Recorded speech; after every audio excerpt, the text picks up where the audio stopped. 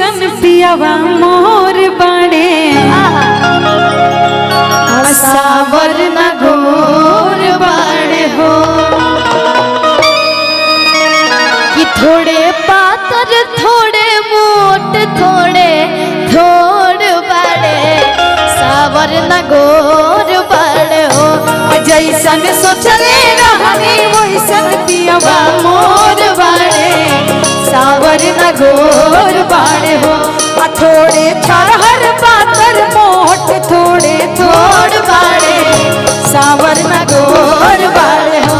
थोड़े छरहर पातर मोट थोड़े थोड़ बाड़े सावर न घोर बाड़े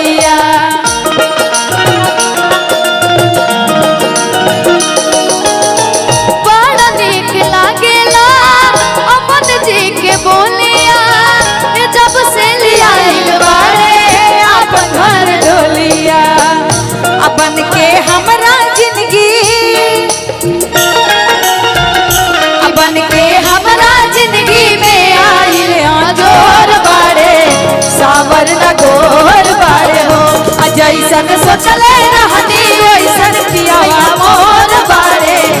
सावर न घोर बाड़े हो जैसन सोचले रहनी वैसन पियावा मोर बाड़े सावर न घोर बाड़े हो थोड़े पातर थोड़े मोट थोड़े थोड़ बाड़े सावर न घोर बाड़े।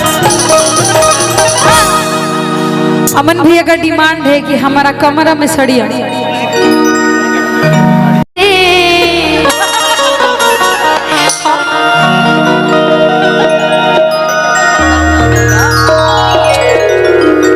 कि हमारा कमरा में साड़िया पहनावे राजा जी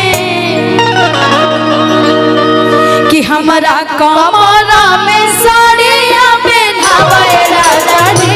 दिलवा के कारा से लागल बा बतावे राजा जी दिलवा के कारा से लागल बा बतावे राजा जी हमारा कमरा में साड़िया पहनावे राजा जी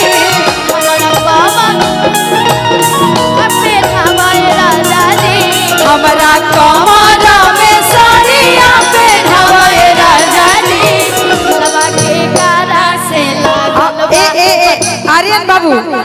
सबको बोलिए यहाँ पे जगह है वहाँ बैठ के कुछ नहीं होता बार बार ये सब मौका ना आवेला आप लोग यहाँ पे आ सकती हैं। अच्छा ये पहले ये बता दीजिए लड़की तरफ से ना लड़का की तरफ से लड़का की तरफ से आप लोग तब बरियार पार्टी में आइए सब लोग आ गए